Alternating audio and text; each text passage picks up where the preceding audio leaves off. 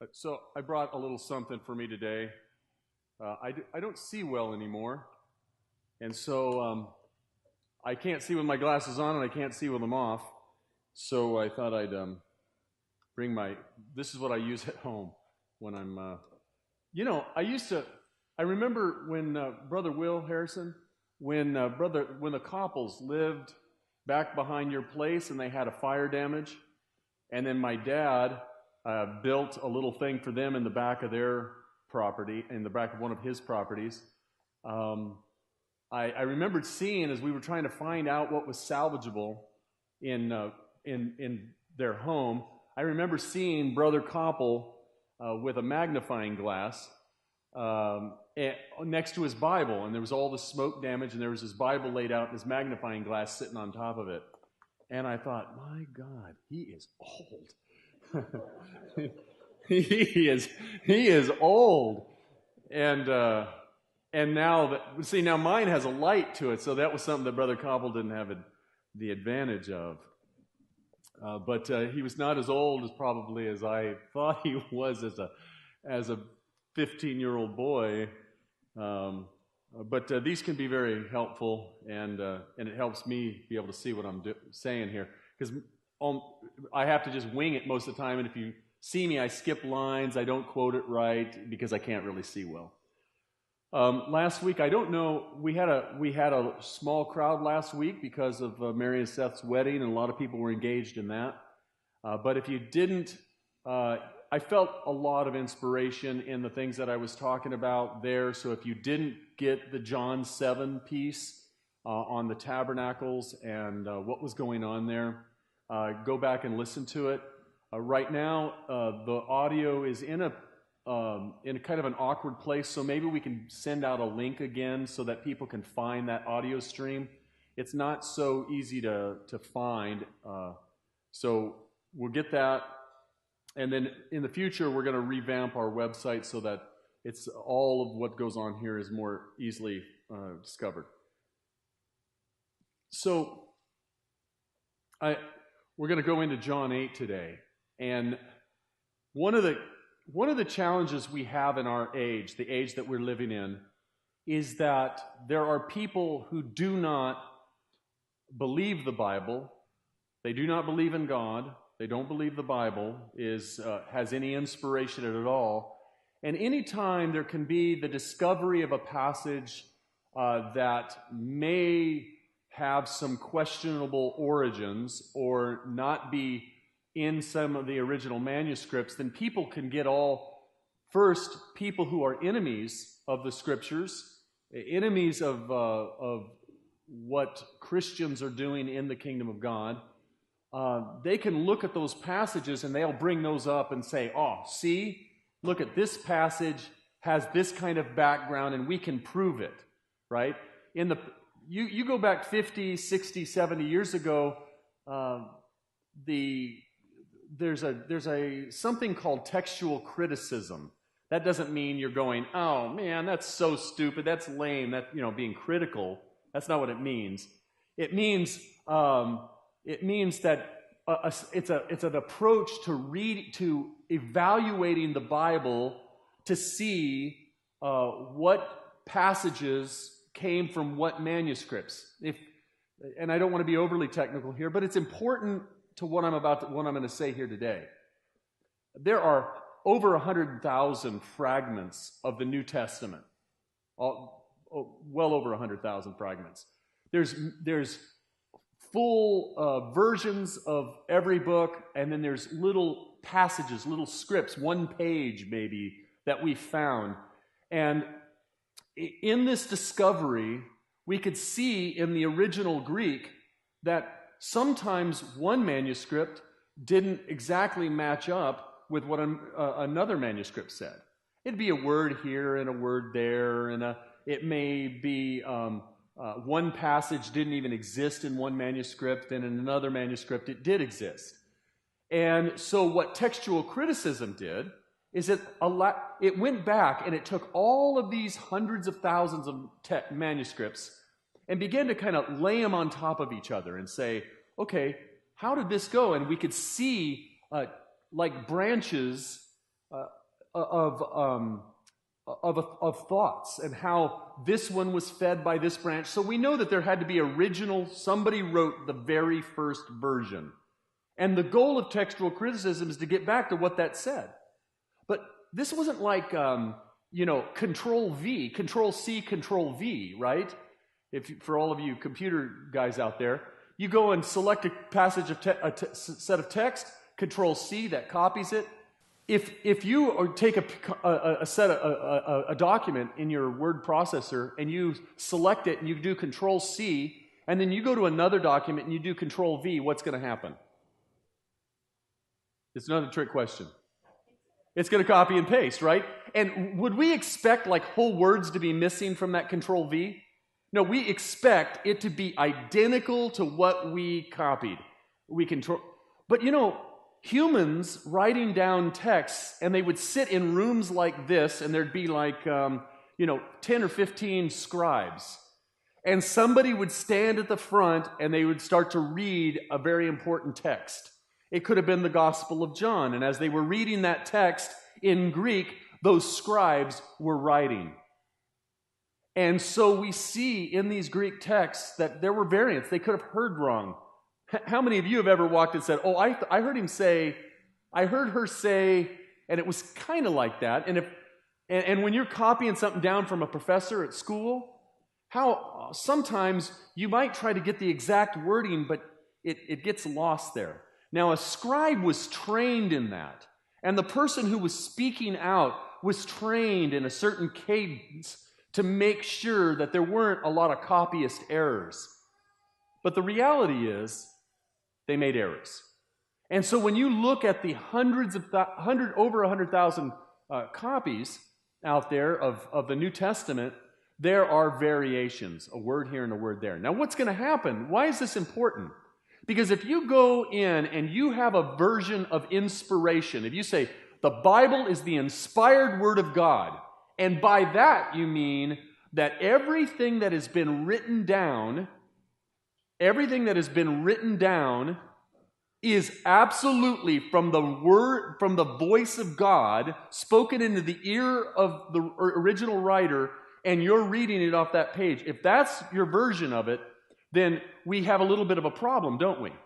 Because we not only have to have the original inspiration of the original author, which I think we would all agree with, but then we have to have the inspiration of every copyist, and then we have to have the inspiration of the translators who chose a certain version of the Greek manuscript to translate into our language.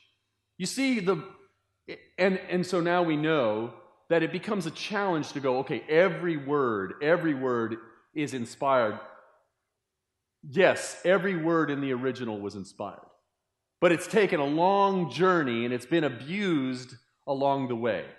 Now, I don't want to belabor this point, but the reason why this is important is because when you go out and you begin to talk in the workplace, and people start to bring this stuff up, and you go to school, or you read books, and you start to see the barrage, the indictment against the Scriptures, and then they bring up things like that, you could just throw the baby out with the bathwater and go, man, what can I believe?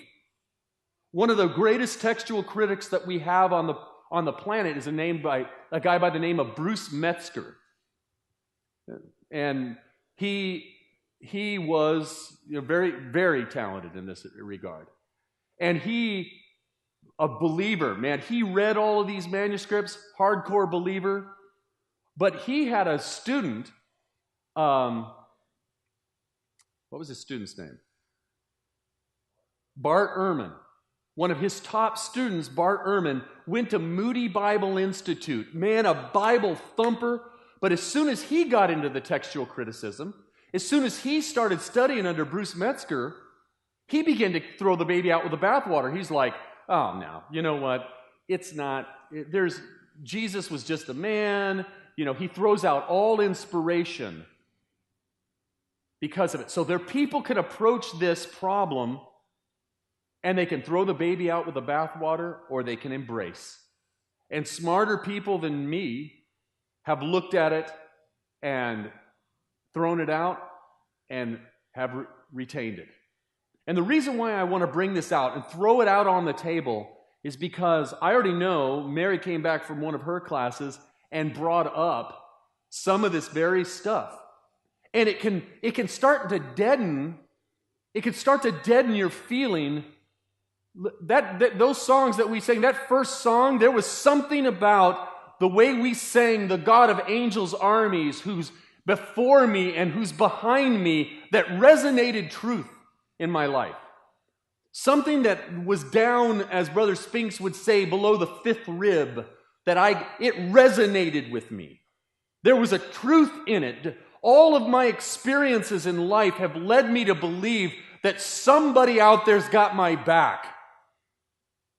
And so if Bart Ehrman comes a little too late to tell me that there's no inspiration here, right? I'm with Bruce Metzger. But the reason I bring this up relative to this passage here is because the 7th chapter, the 53rd verse, through the 8th chapter and the 11th verse, does not enter into any Greek manuscript until the 4th century. That's 300 AD. It's not in any original manuscript during that time. We could just skip over it, and I could have not said anything to you guys about it. But, I actually believe, and so do many others, it is one of the most potent stories of the New Testament. We actually point to it to demonstrate the mercies of the Lord, because it is such a profound story, the indictment of religious men on a woman who's caught in the act of adultery, and how Jesus goes and tells them, he that is without sin, go ahead and cast the first stone. It is one of the most widely talked about stories. And so why did something that didn't enter into the text until maybe the 4th century, why does it resonate with us as being so true? Because likely it is.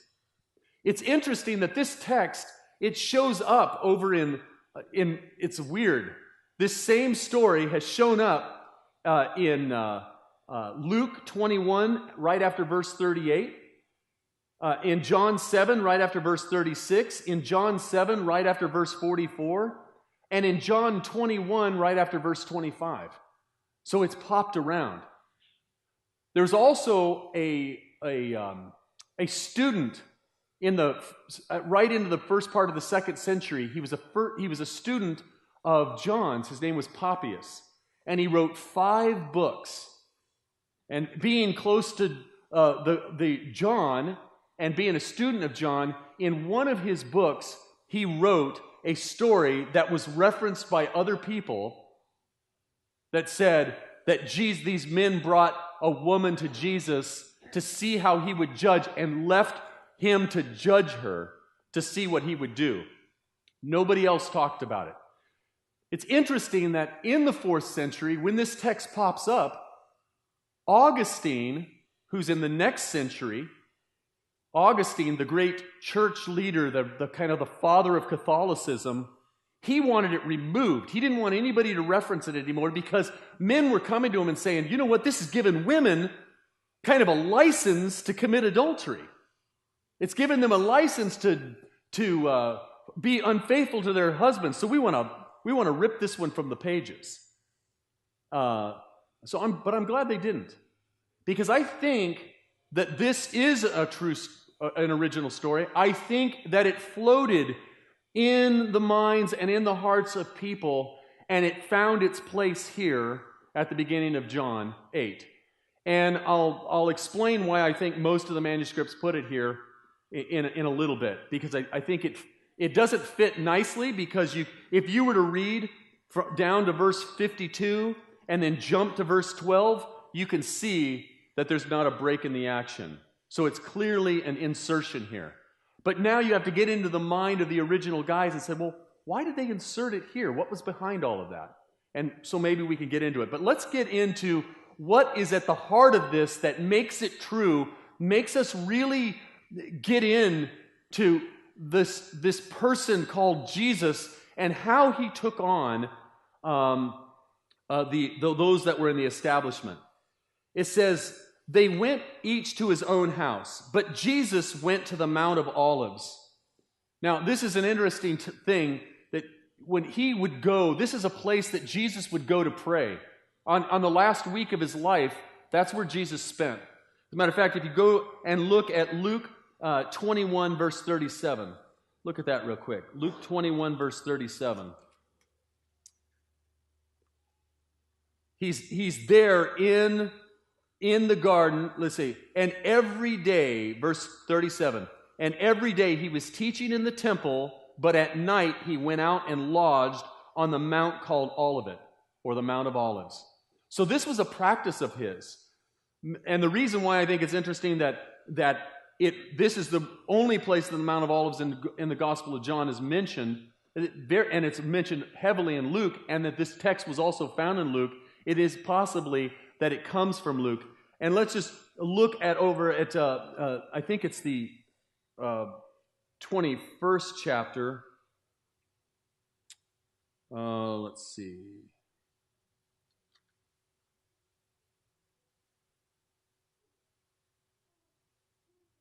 They're trying him. Let's see. Maybe it's 23.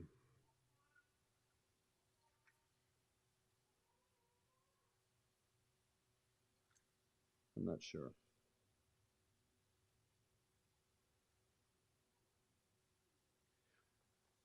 Let's look at Luke 20.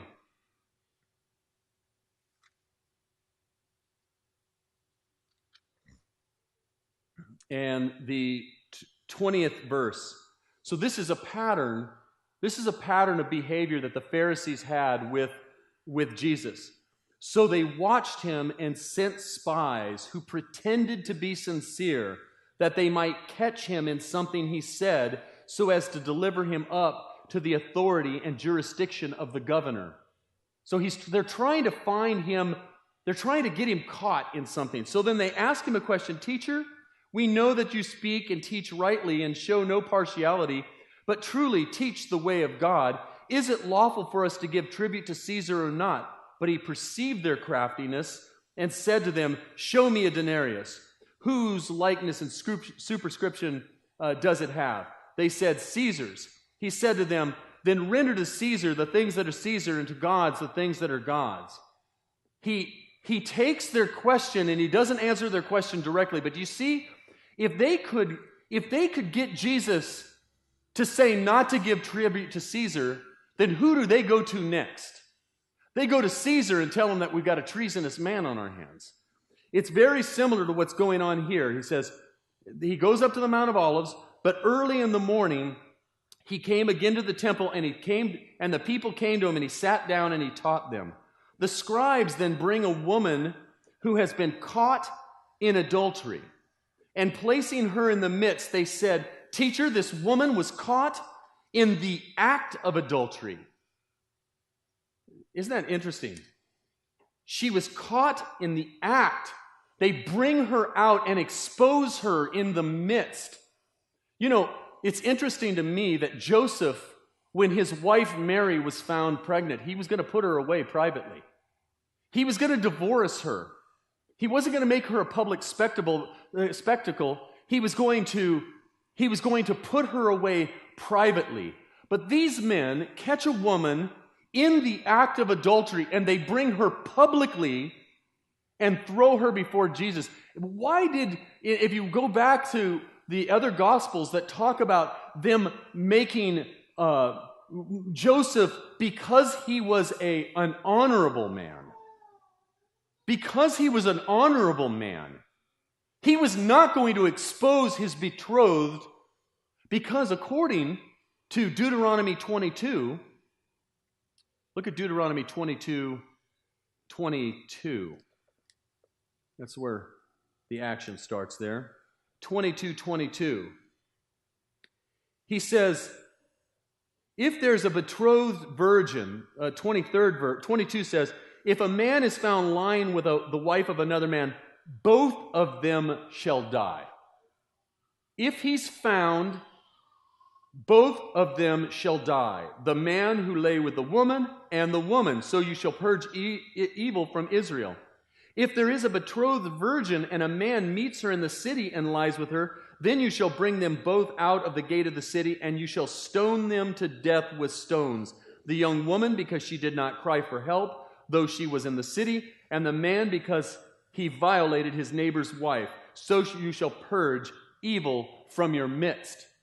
Now the idea is that if it was happened to the city and she was to scream out, this had to be consensual, because she didn't yell out and say, help me, this guy's taking advantage of me.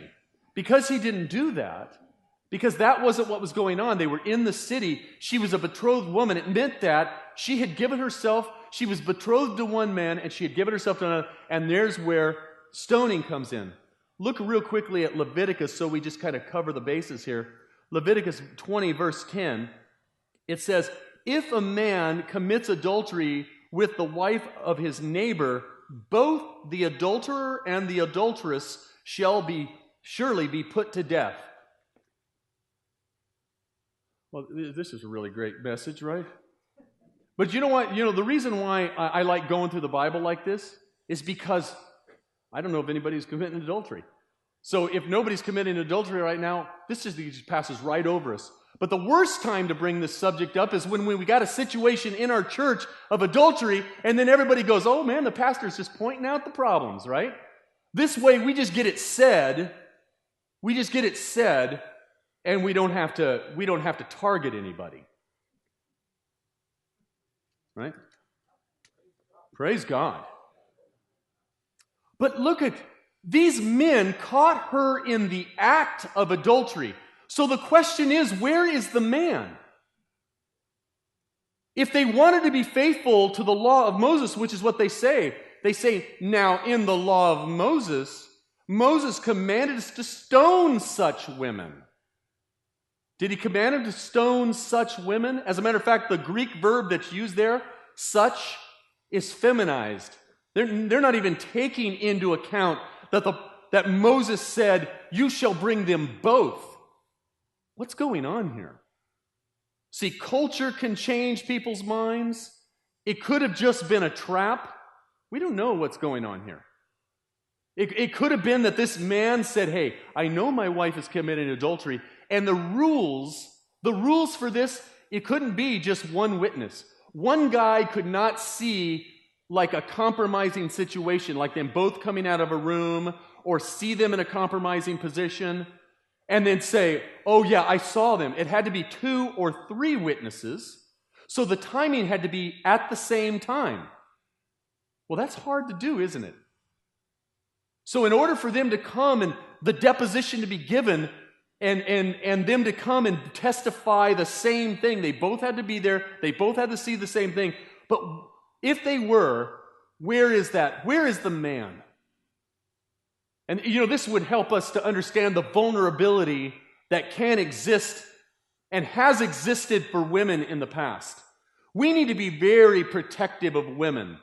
I think women are gaining their rights in this country. I think they have. I think in many, many ways they have gained a place of power and prominence in other positions.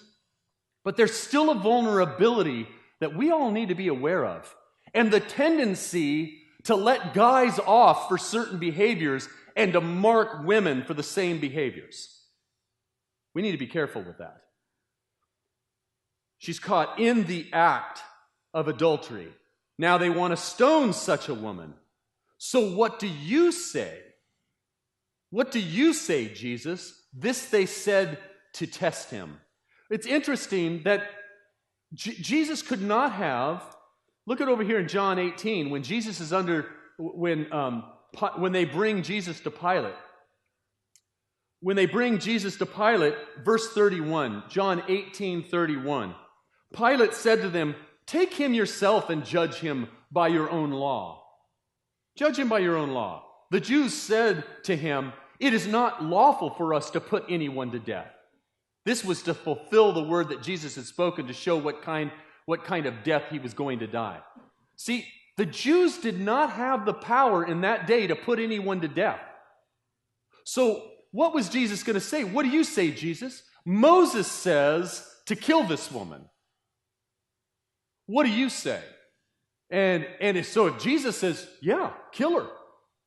Yeah, kill her. Then what do? Just like Luke 20:21. Just like in Luke 20:21 when he says, this tribute, should we pay tribute to Caesar? And Jesus says, well, whose face is on that tribute money? And they said, Caesar's. Well, then give to Caesar what's Caesar's and give to God what is God's. He instantly answered, he put them on their heels because of his wisdom. The same goes here. If he says, yes, kill her, so that he can, remove any kind of indictment against him that he's against Moses, then they can bring a charge against him. Look at that's what he says. This they said to test him, that they might have some charge to bring against him. That is, to bring against him with Pilate. But if he says, no, forgive her. If he says, forgive her, show mercy on her, then they'll say, see, we've got some sort of bleeding heart liberal Jew on our hands. We need to get rid of him. He's not good. He's not good for the temple. He's not good for righteousness in our community. Because they already were, the indictment against him was that he was a friend of publicans and sinners, correct? So now Jesus is sitting here with this kind of tightrope. If he says don't, he's damned if he does and damned if he doesn't. But then what does he do? Jesus bends down and he wrote with his finger on the ground. So what's he doing? I mean, a lot of people, he's down here, he bends down into the dirt, starts to doodle. Well, apparently they don't see what he's doing because it says he bends down to the ground and wrote with his finger on the ground. As they continued to ask him, I can't see with it and can't see without it. As they continued to ask him. So they apparently didn't see what he was writing. Was he just showing dismission? Was he just dismissing them? Like, you guys are so irrelevant, I'm just going to doodle on the ground. Possibly. Was he sitting there writing down their sins one by one? I guess that's possible.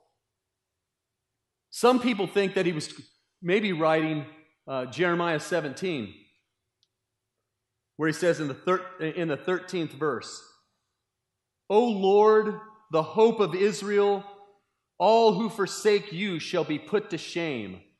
Those who turn away from you shall be written in the earth, for they have forsaken the Lord, the fount of living water. He may not have been writing that, but here were people, they would have known when he's writing their names. Maybe he was writing their names in the dirt. And it's interesting, it says, those who turn away from you shall be written in the earth, for they have forsaken the Lord, the fountain of living water.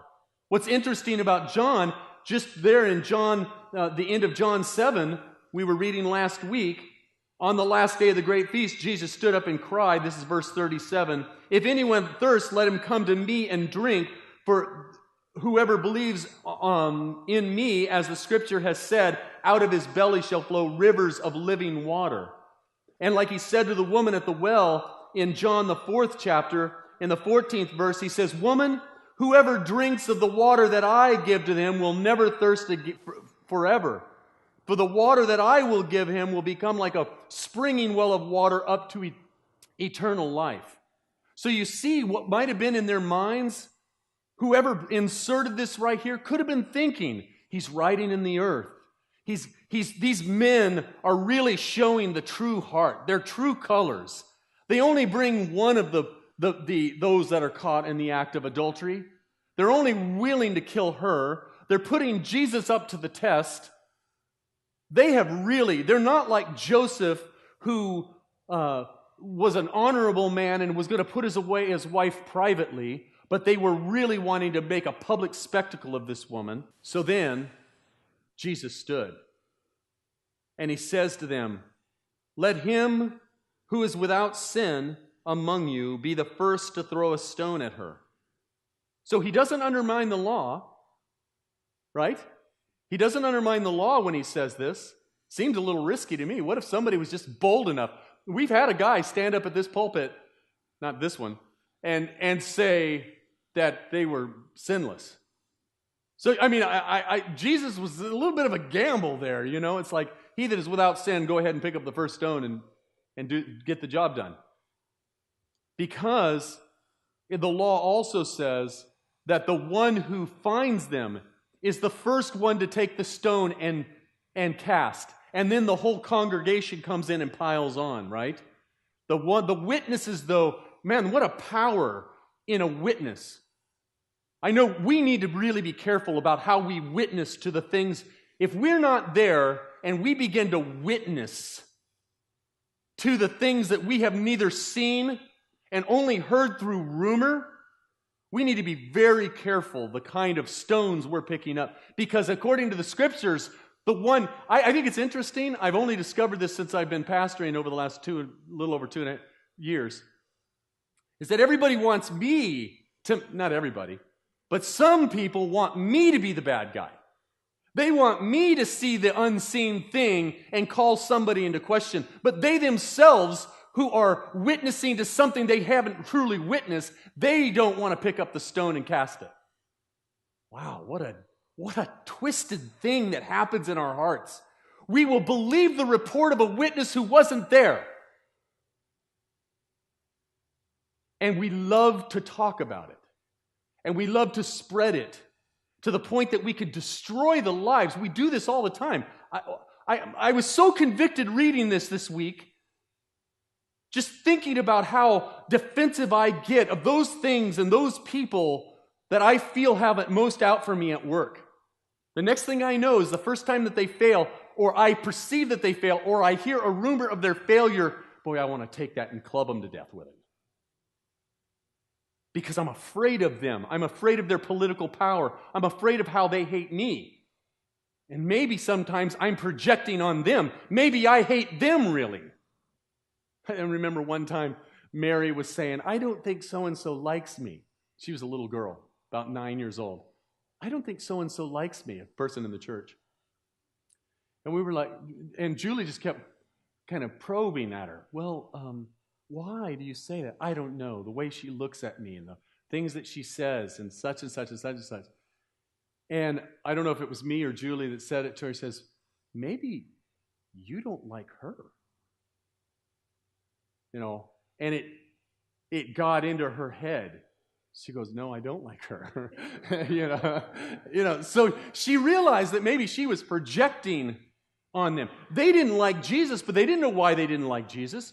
They were looking for ways to bring things against him. This woman, she was an adulteress. She was staining the reputation. But their hypocrisy, something in the way that Jesus spoke out there. And we need to be careful. Jesus does not. Let's continue on here. He says, let him who is without sin be among you, be the first to throw a stone at her. I think this is interesting. Let's look at verse 46 of this 8th chapter. Slip over there to verse 46. He's in all-out war right now. This 8th chapter is all-out war with the Pharisees. And it says, he says, he was a murderer from the beginning. I love this part. Let's just look at the war that's going on here. Verse 44. Jesus is like just sparing no fury on these guys. And I think they probably inserted this story at the beginning to give a reason why Jesus was so incensed. He says, you are of your father the devil, and your will is to do your father's desires. He was a murderer from the beginning, like Cain, and has nothing to do with the truth, because there is no truth in him. When he lies, he speaks out of his own character.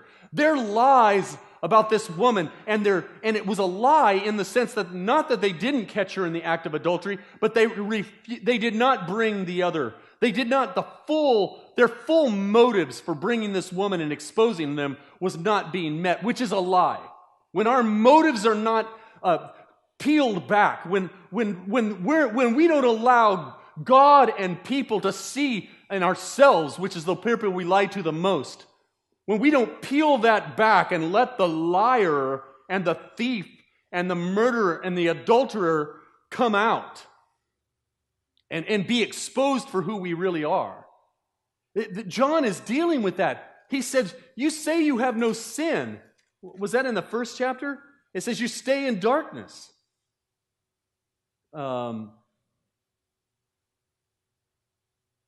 Anyways, we won't go into that, but because I'm getting off script here. But he says in the Gospel of John, oh no, that was in 1 John when we studied it last week at Bible study in 1 John. He says, if you say you have no sin, you are a liar. That's tough language. Let him who is without sin among you be the first to cast a stone at her. And at once he bent down and wrote more on the ground. But when they heard it, they went away one by one, beginning with the older ones, and Jesus was left alone with a woman standing before him. I think this is interesting that he says, he that is without sin cast the first stone. And I never did get to it. I got all bent out of shape over here on the 44th verse, and I never got down to it. But 45th verse, but because I tell you the truth, you do not believe me. Which one of you convicts me of sin? Look at, that's a 46th verse. Which one of you convicts me of sin? See, Jesus is basically saying, none of you can raise an accusation of sin that you have seen in my life.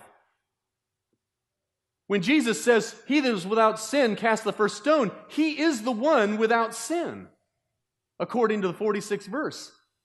He's the one. He is the one with the right to pick up a stone and smash that woman's skull in, to drive away evil from their midst, according to Deuteronomy. But he doesn't do that. What does he say? Now they're both, the woman is sitting there standing to him, left alone with the woman standing before him. Jesus stood up and said to her, woman, where are they? And this isn't like, a derogatory term. He says to his mother when he's on the cross in a few chapters, he says, woman, behold thy son, right? He calls her woman, and it's not a term of disrespect. But she's left alone. They left her alone. They were like the imagery here in the original language is like little penguins in a single file line with their tail between their legs, if penguins have tails. I don't think they do. They have little nubs. But they're walking out like single file line, so from the oldest to the youngest. The oldest has lived long enough to know that we're not without sin. They've lived long enough to see the brokenness of humanity. Sometimes the strength of youth can make us feel a little better about ourselves than we should. But she was left alone, and Jesus was left alone with the woman. That idea there is abandoned. The really strong. Those men abandoned their task. They abandoned what they were doing. And when I was reading that, I felt like the Lord says, Rob, I need you to abandon every effort, everything you do to try to make yourself look better, and somebody else, you bring them down. That you can get caught up at work, and it's really, we can be good to each other here. We're probably better to each other here than we are to those on the outside. When we get into the work environments and it gets political, we have to get our job done and we have to do what's right. But we don't have to be ugly about it. Let's just be an open book. Let's say what needs to be said. Let our yes be yes and our no be no. Let's not have hidden agendas. Let's just be an open book, and let's see how God will bless us in our endeavors. Because if we think that we're going to achieve through political means, then we get what all the powerful and all the political do get. They get power, but they get leanness to their souls at the same time. I believe, and I want to put God to the test in all of our endeavors, in our workplace, in our communities. Let's be open. Let's be frank. Let's speak truth. And I think when we do that, God will take care of the rest. He'll take care of our back. He'll be our guard in the front and our guard behind. He's a God of angel armies, and He can send them out to our detractors wherever they are. But so I want to abandon. I looked at myself as a guy with a stone, and I put different people in that place. Who am I putting on public scrutiny? Who am I witnessing against when my witness may not be second or maybe third hand? I want to be careful about the words that I speak about things that I don't really know. And sometimes we can condemn people who, if we had gone through their same path, we would have fallen in the same conditions. The same conditions of sin, the same weaknesses. If we were born to Hitler's mother in Germany under reparations after World War I, we may have been Hitler. We may have been. There is no condition that is common to man or uncommon to man, those extreme conditions out there like the Hitlers. There's no condition that we are not capable of given the right set of combination of circumstances, abuse, neglect, hurt. But what does I say that, but does that mean that any one of us are completely removed or delivered from any responsibility for our actions, despite our conditions, despite the abuse, despite the neglect, despite things that come our way in this life that cause us maybe to be the people we are? To promote insecurity in me that might cause me to lash out and publicly humiliate somebody that I think is a threat? Does that exonerate me just because of my past or some brokenness of character or some genetic makeup or chemical imbalance in my brain? Does that prevent me, or does that excuse me from right behavior? It does not. Look what he says. He said to her, "Women, where are they? Has no one condemned you?" She said, "No one, Lord." And Jesus said, "Neither do I condemn you. Go, and from now on, sin no more." And the idea behind that phrase there of sin no more is stop your sinful habits. Leave your life of sin. We have an epidemic in the world today. Just on surveys, the people who choose to tell the truth on surveys, 1/3 of marriages have had infidelity in them.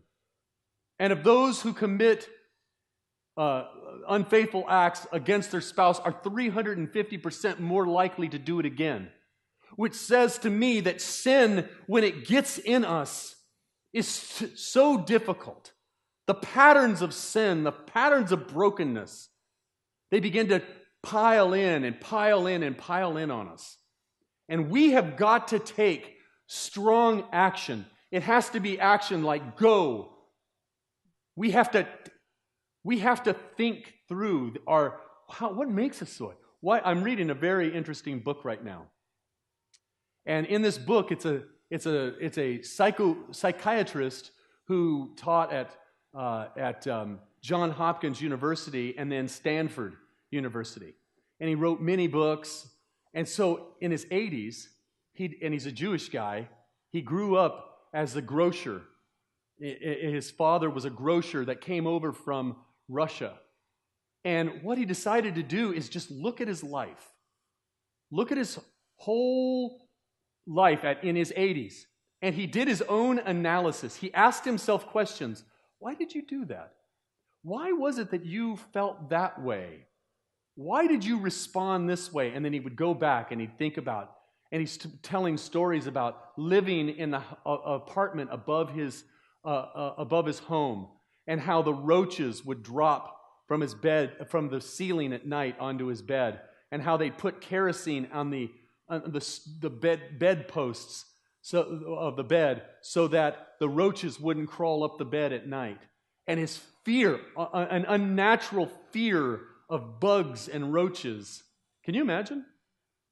And his father never defending him, talking about a time where he was always a non-confrontational guy. He would never stand up for himself in a confrontation. And he never could understand it. And he was reflecting back at a time when he came out of an ice cream store there around the corner from his shop, and a bunch of bullies, he was in a predominantly black neighborhood, and a bunch of white bullies came in and were poking at him and prodding him. And a couple of black guys came around him and said, hey, they were his buddies, said, hey, don't take that from him. So he's about to take him, they're about to get into a big fist fight with some older boys. He's about to take control of this situation. And his dad runs over. He says, my dad he never stood up to my mom. He never stood up to anybody. But that day, he decided to stand up to those little boys that were picking on me. And he didn't allow me to take a punch in the nose. He said, my character would have been better formed had I dealt with that problem on my own. So it caused me to start to reflect on myself. Look back on my life, and I remember as this little boy, it was about fighting and about I have one gear, man. I'm like patient, avoid conflict, step away from the flame. Whenever I feel angry or hurt by somebody or at work, it's not about telling the truth. It's about pretending everything's right until you're so ticked off that you got two settings. It's like passive and aggressive. Right? You don't have the passive aggressive, it's just passive, it's aggressive. There's no speak the truth in love kind of a thing. And I remember I was in second grade, and these fourth graders were picking on a little boy in E.J. Marshall off of Philadelphia Avenue in Chino, California. And they had that little boy, and they were kicking him, and they were punching him down on the ground, and all these kids around nervously looking in. And I was sitting here. All I could feel was fear. All of a sudden, I was the little boy on the ground getting the bejesus kicked out of me. And you know what I did? It's what I do I still do it today. I go flying into crowds with my arms flinging, punching and flailing and kicking and screaming, tears falling, and I'm knocking blocks off, Well, I made such a scene out there of grabbing hair and punching and kicking that the teachers came flying over. The little boy was saved, in there. I was pulled from the grasp of fourth graders, which can be fearful for a second grader. Fourth graders could do almost no damage, right? They probably couldn't even break my nose. I pulled and I couldn't get the sobbing done. I can't stand bullies. And if I see a bully at work, man, there's something about it. It's like a rod stands right up through my backbone, and I can't even be reasonable. I can't even be rational. I go straight to punching and fighting and scrapping and tearing hair out. What makes us... What's it? Yeah, amen, Brother Michael says. But what makes us the way we are? I want to be a truth speaker. I want to speak truth without fear, stand up to bullies, but not in an unconscious, flailing Jesus. Look at the wisdom that Jesus showed here. He showed the wisdom of a king. What was the last king that had a prostitute brought before him? King Solomon. He had 2 prostitutes brought to him, right? In the night, they had both had babies, and in the night, one of them had rolled over on their other baby, and it's killed it. And when she had realized what she'd done, she took the live baby from the other woman and brought it to her and put the dead baby over next to the other prostitute. And the woman says, no, that was my baby. You took my baby from me. Well, how was Solomon to know the answer when they were brought before Solomon to have their case pled? The woman says, no, it's my baby. The other one says, no, it's my baby. How do you discern truth? If you're like me, you just grab the sword immediately and just start hacking babies in pieces because you're just ticked off, right? You just go, okay. So what did Solomon say? He said, okay, bring me a sword. I'm cutting the baby in half, and you can have half, and you can have half. And the true mother, with a mother's heart, said, absolutely, no, she can have the baby. Let her have the baby. And then Solomon knew that the baby belonged to that woman. The wisdom of kings is not an irrational, emotional response to injustice in the world. It's thoughtful. It's careful.